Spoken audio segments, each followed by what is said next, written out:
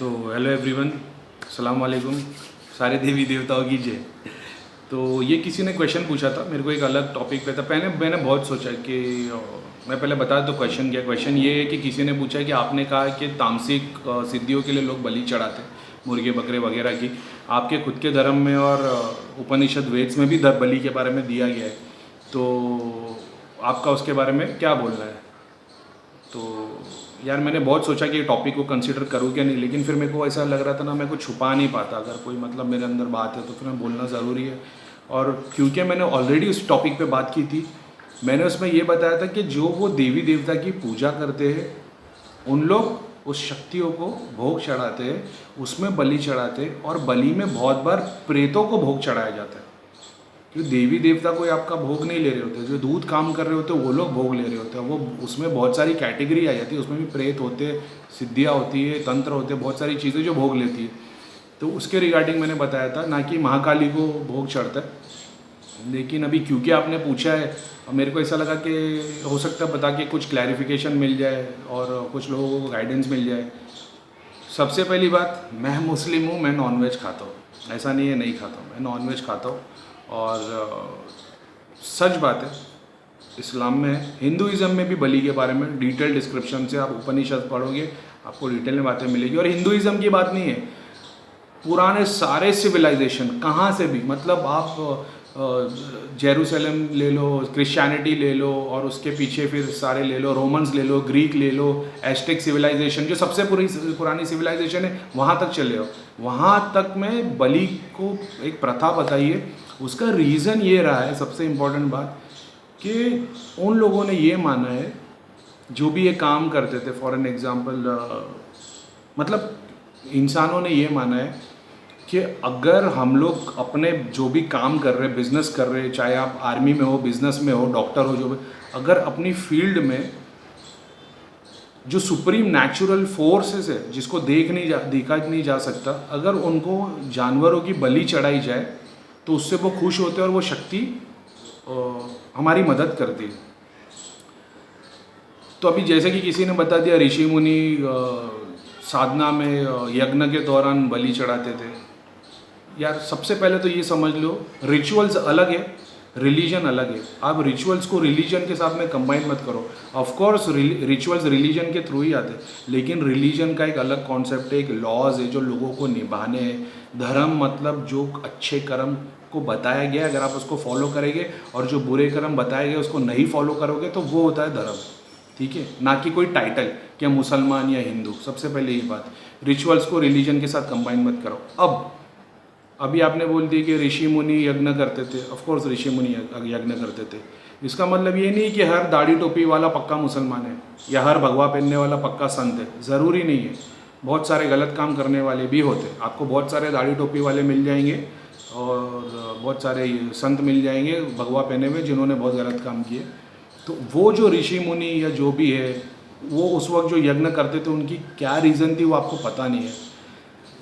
Simple basic knowledge में बता देता हूँ, हिंदू धर्म नहीं, पुराने सिविलाइजेशन में ये बताया गया है, उल्लू की बलि दी जाती है, बकरों की, मुर्गों की, गाय की, भैंसे की, हाथी की, गेंडे की, ये सारे जानवरों की बलि दी जाती है। इन सबको एक अलग अलग रीज़न बताया गया कि किस वजह से दी जाती थी। बेसिक कॉन्सेप्ट ये था कि जो ऋषि मुनि, अब वो लोग हज़ारों साल की लाइफ जीते थे, और उन्होंने अपनी सारी ज़िंदगी हज़ारों साल की उसमें बिता दी थी भगवान के रास्ते में। और उन 1000 सालों में बहुत सारे ऋषि मुनि ऐसे थे जो 90% उनकी अचीव हो जाता था कॉन्शियसनेस। कुछ ऐसे होते थे जिनको कॉन्शियसनेस में बाधा आती थी। कॉन्शियसनेस में बाधा आना यानी जैसे राशि से रिलेटेड कुछ प्रॉब्लम होगी, या पुनः उनके हिसाब से जो पुराने कर्मास में कोई प्रॉब्लम आई होगी, तो वो बाधा भगवान के नाम इतने सालों तक लेने के बाद भी नहीं हट रही थी। इसके लिए उन लोग बलि चढ़ाते थे। जैसे कि बताया, भैया बताते कि जो 6-7 अपने वो है, काम, क्रोध, मोह, मत्सर, लस्ट, एंगर, ग्रीड, ये जो है ना, ये इंसान का अंदर जो 6-7 कैरेक्टर है ना, इनको मिटाने के लिए सारी गेम है। अब तुम पूजा कर लो, भक्ति कर लो, हवन कर लो, बलि करा दो, लेकिन सब लोग यही चाहते हैं कि हमको मुक्ति मिले, और वो मुक्ति इस बलि से ज़्यादा आसानी से कट जाती है, क्योंकि आप एक स्पिरिचुअल नेचर फोर्स को बुला लेते हो। अब ये प्रोसेस कैसा होता है, ये बेसिक आइडिया दे देता हूँ, इसके चक्कर में नहीं पड़ना, ठीक है। इन लोगों का ऐसा मानना है हर चीज़ की एक आत्मा है। पहाड़ की आत्मा है, पेड़ की आत्मा है, आग की आत्मा है, पानी की आत्मा है, वैसे तुम्हारी आत्मा है। तुम्हारी आत्मा में कोई बंधन है जो तुम्हारे को, तुम वो बूंद हो, वो ईश्वर समंदर है, तुम वहाँ तक पहुँच नहीं पा रहे हो क्योंकि बीच में कोई बाधा है। तो वो बाधा के लिए इन लोग ऐसा करते थे कि यज्ञ करते थे। यज्ञ का मतलब आग जलाना। अब वो अलग बात है कि उसमें ऐसा बताया, यज्ञ का मतलब सैक्रिफाइस भी है, डिवोशन भी है, भक्ति भी है, वो एक अलग कॉन्सेप्ट है। लेकिन यज्ञ करना, तो इनका ऐसा मानना था कि जो आग, फायर की जो आत्मा है ना, वो सबसे स्ट्रॉन्ग है, ऐसा जो करते आते थे उनका मानना था। अल्लाह ने बताया, अल्लाह ने जिनको स्मोकलेस फायर से बनाया है, ठीक है, लेकिन इंसान को उसके ऊपर बनाया क्योंकि उसमें फायर के तत्व भी है, पानी के भी है, मिट्टी के भी है, सब कुछ है। और मिट्टी और पानी आग पे भारी है। तो जब खुद ये सोचो कि मैं उस शक्ति से ज़्यादा इम्पोर्टेंट, ज़्यादा शक्तिशाली हूँ, तो वो आप अचीव कर लोगे।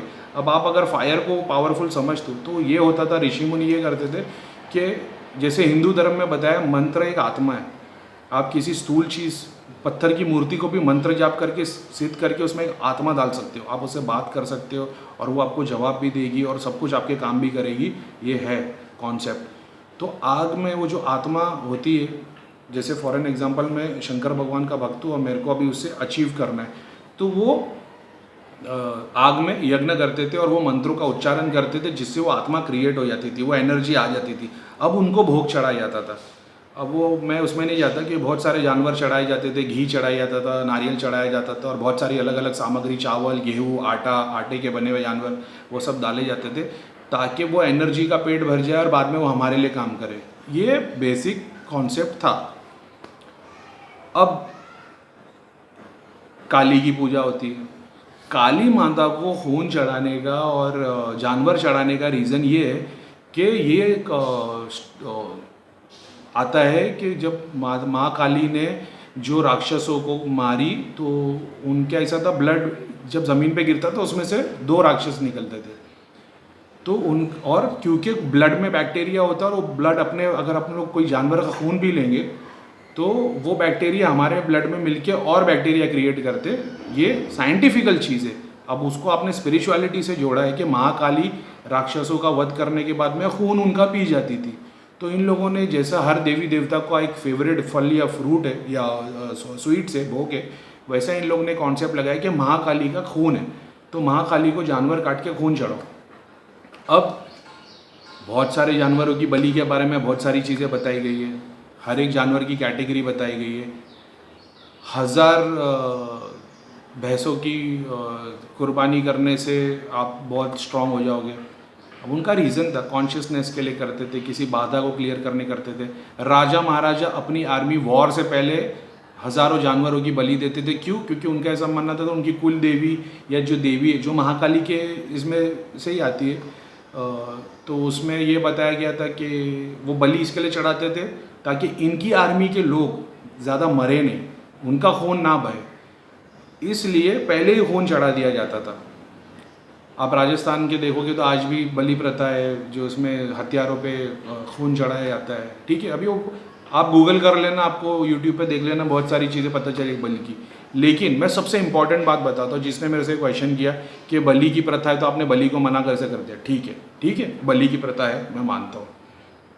उसी किताब जिसका आप हवाला दे रहे हो, मैं हवाला दे रहा हूँ, उसमें क्या ये नहीं लिखा है कि 1000 भैंसों की कुर्बानी से बेहतर है एक घोड़े की बलि?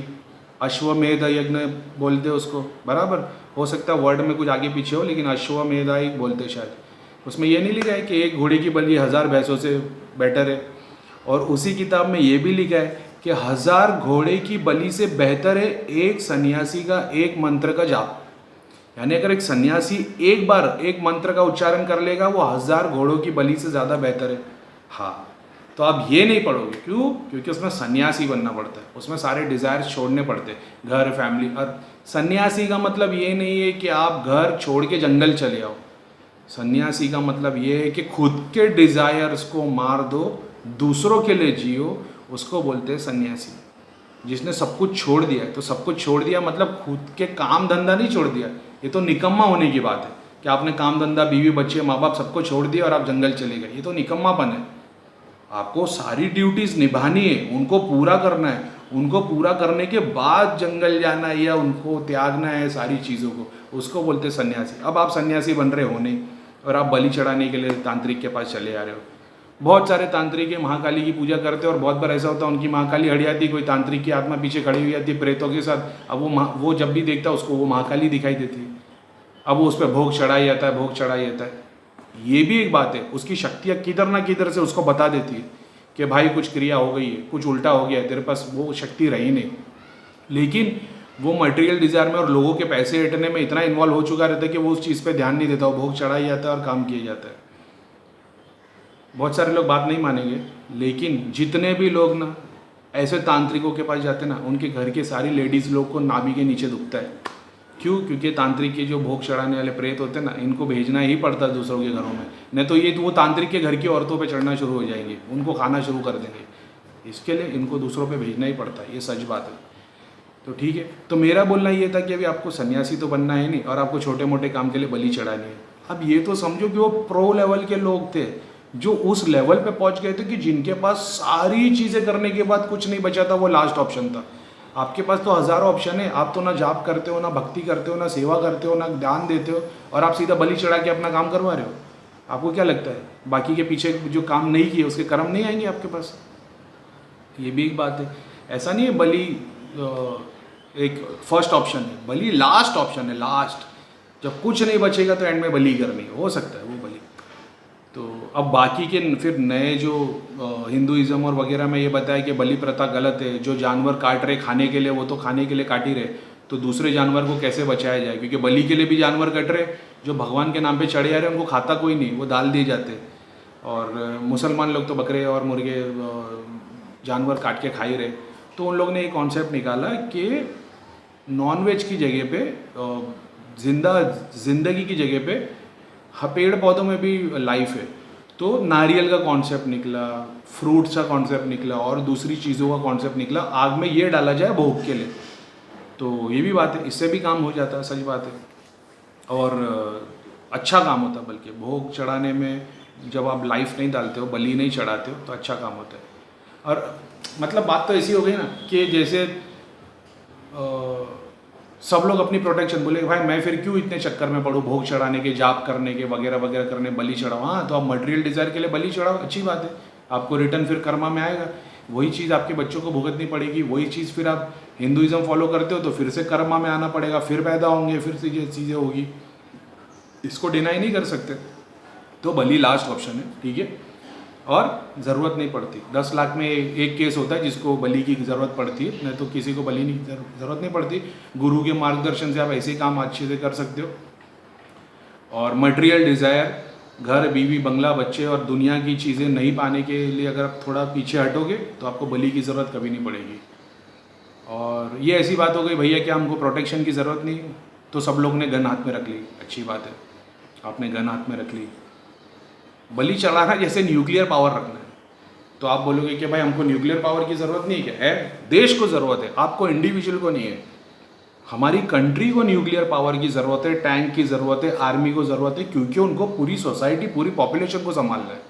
आपको ज़रूरत नहीं है, आपके लिए एक छोटी सी गन काफ़ी हो गई, ठीक है, उसकी भी ज़रूरत नहीं पड़ती, लेकिन फॉरेन प्रोटेक्शन के लिए एक गन काफ़ी हो गई। आप सोचोगे कि नहीं भाई मेरे को तो सीधा न्यूक्लियर पावर चाहिए, तो अभी घर में सब लोग अगर अपने न्यूक्लियर पावर रखे तो फिर तो कल्याण ही हो गया, समझ रहे हो? तो ये चीज़ मैंने एक्सप्लेन कर दी।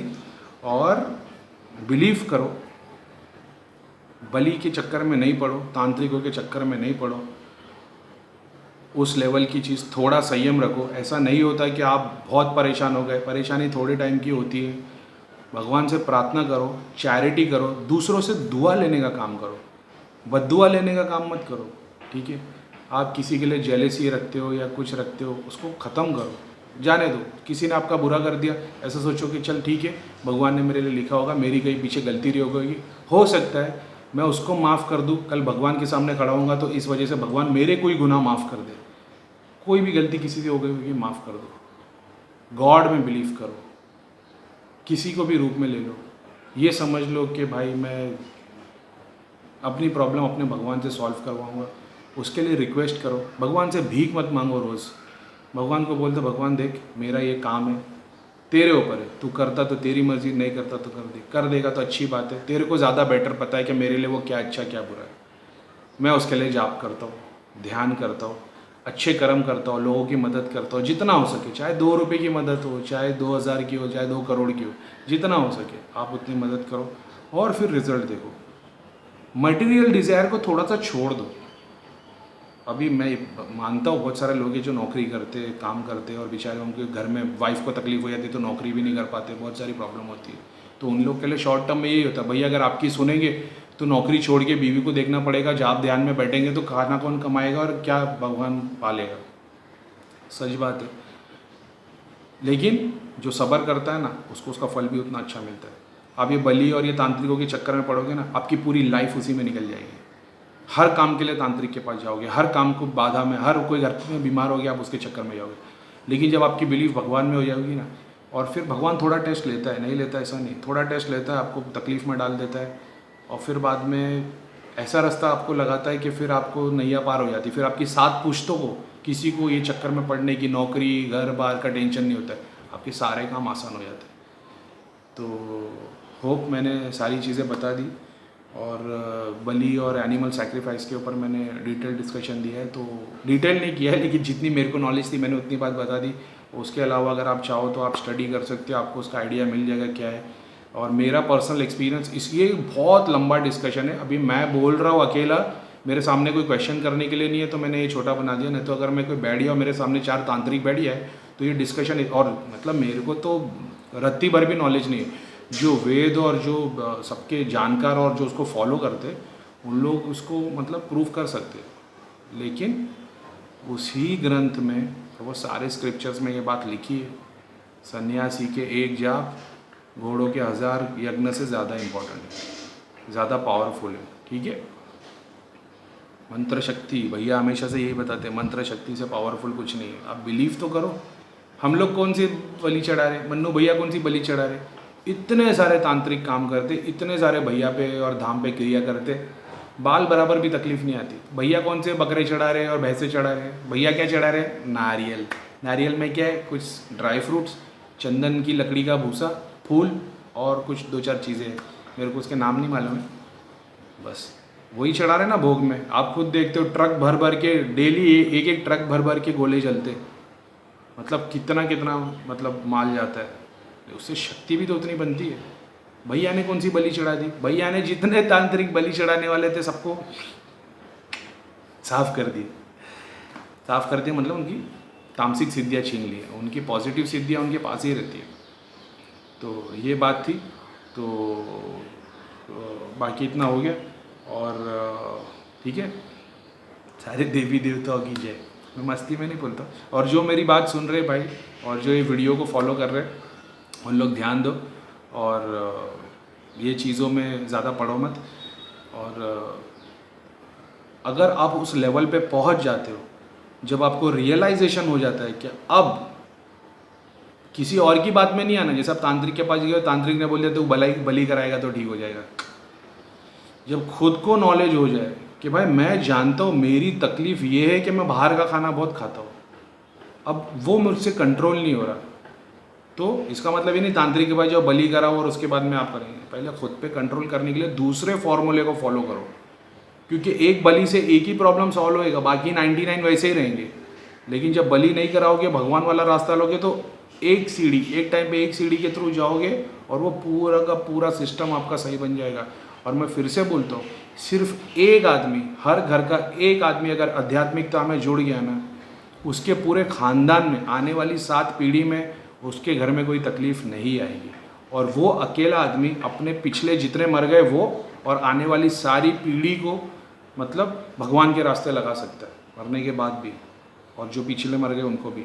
हर फैमिली में एक बंदा भी आध्यात्मिक हो गया, आत्मज्ञानी हो गया, स्पिरिचुअल हो गया, जिसको भगवान प्राप्ति हो गई, वो अपने पूरे के पूरे वंश का पूरा फ्यूचर सेट कर सकता है। तो इस बात पे ध्यान दो। तामसिक सिद्धियाँ या देवता की सिद्धियाँ भी वो काम नहीं करेंगी। आपको करना है। और जो सिद्धियों के चक्कर में लगता है ना, वो भगवान से दूर हो जाता है, क्योंकि जब भी भगवान को देखने की कोशिश करेगा सिद्धि है। चलो, मैं तो अपन किधर और जा रहे, ठीक है। तो thank you very much. Detail discussion, लंबा वीडियो बनाएंगे सिद्धियों का, और बहुत अच्छी अच्छी बातें बताऊँगा तुम्हारे को, ठीक है। जय श्री।